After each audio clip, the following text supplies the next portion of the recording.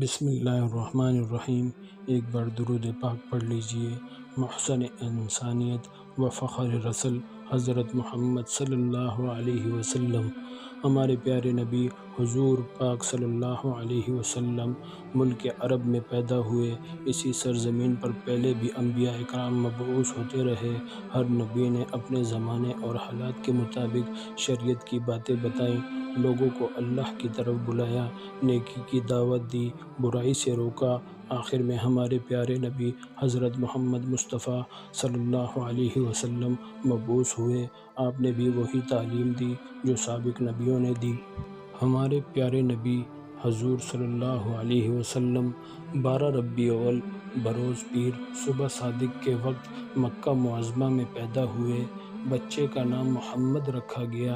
ایسا نام عرب میں کسی نے نہیں رکھا۔ آپ صلی اللہ علیہ وسلم جس زمانے میں پیدا ہوئے اسے عام الفیل کہا جاتا ہے۔ فیل کے معنی ہاتھی ہیں۔ یمن کا بادشاہ ابرہہ کعبہ پر حملہ کرنے کی غرض سے آیا تھا۔ فوج کے سپاہی ہاتھیوں پر سوار تھے۔ ابرہہ کا مقابلہ کسی نے نہیں کیا۔ خدا کا کرشمہ دیکھیں کہ اللہ نے ابرہہ کو پاس پاک کر دیا۔ اس کے بہت سے سپاہی ہلاک ہوئے۔ عرب میں دستور تھا کہ بچہ پیدا ہوتے ہی دائی کے حوالے کر دیا جائے اور وہ اپنے گاؤں لے جا کر اپنی نگرانی میں پرورش کرتی۔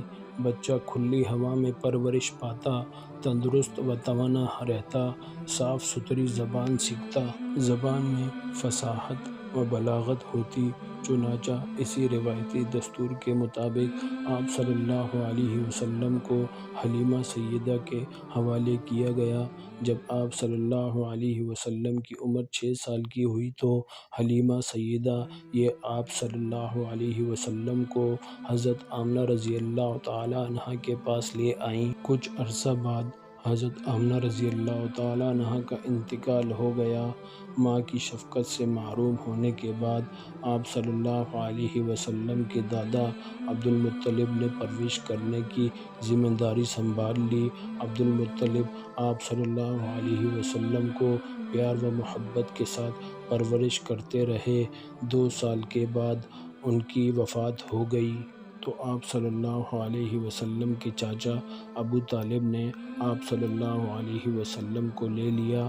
ہر طرح سے آپ صلی اللہ علیہ وسلم کا خیال رکھا اور آپ صلی اللہ علیہ وسلم کی نگرانی کرتے رہے۔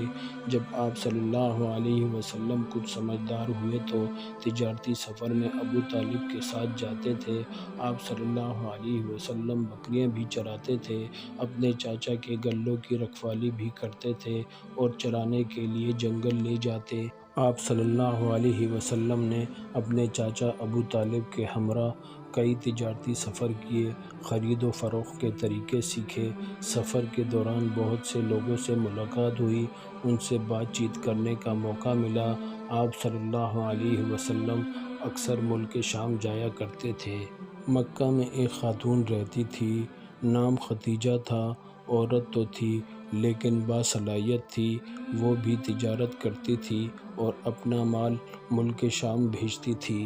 حضرت ختیجہ آپ صلی اللہ علیہ وسلم کے بارے میں اکثر سنا کرتی تھی کہ آپ صلی اللہ علیہ وسلم ایک کامیاب تاجر ہیں اور آپ صلی اللہ علیہ وسلم کی اعلیٰ صفات اور حسن اخلاق سے بھی واقف تھی۔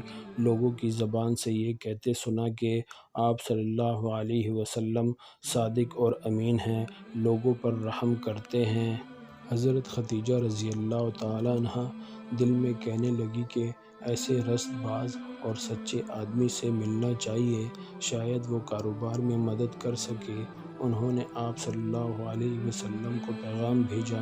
حضور اکرم صلی اللہ علیہ وسلم بی بی ختیجہ کے گھر پہنچے۔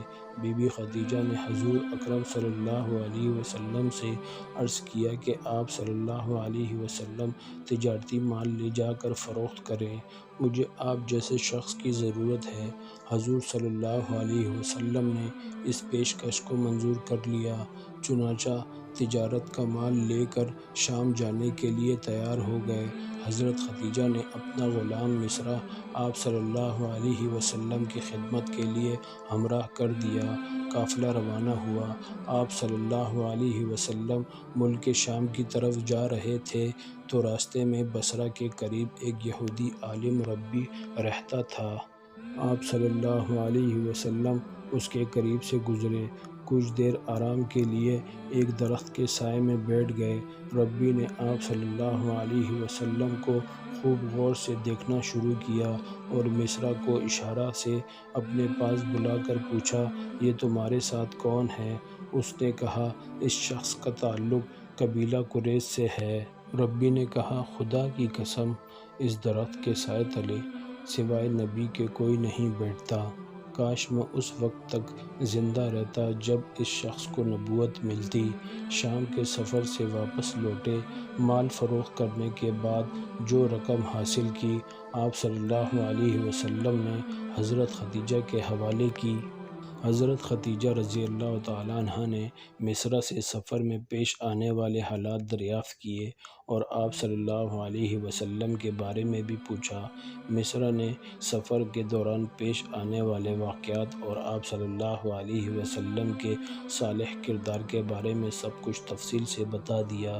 مصرع نے جو باتیں بتائیں اس سے آپ بہت متاثر ہوئیں اور حضور صلی اللہ علیہ وسلم کی زوجیات میں آنے کے لیے آپ صلی اللہ علیہ وسلم سے نکاح کی درخواست کی۔ آن حضرت صلی اللہ علیہ وسلم نے پیشکش منظور کر لی۔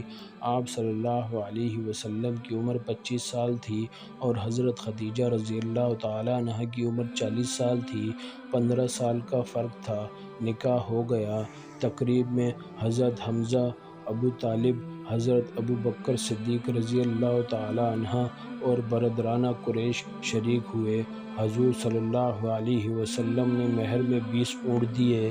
شادی کے بعد حضور اکرم صلی اللہ علیہ وسلم کی حالت بہتر ہو گئی۔ آپ صلی اللہ علیہ وسلم غریبوں کا خیال رکھتے تھے، بے کسوں کی مدد فرماتے تھے، مصیبت زدہ لوگوں کے کام آتے تھے۔ قریش آپ صلی اللہ علیہ وسلم کی سچائی اور حسن اخلاق کے قائل ہو گئے۔ ہر شخص آپ صلی اللہ علیہ وسلم کی تعریف کرتا تھا۔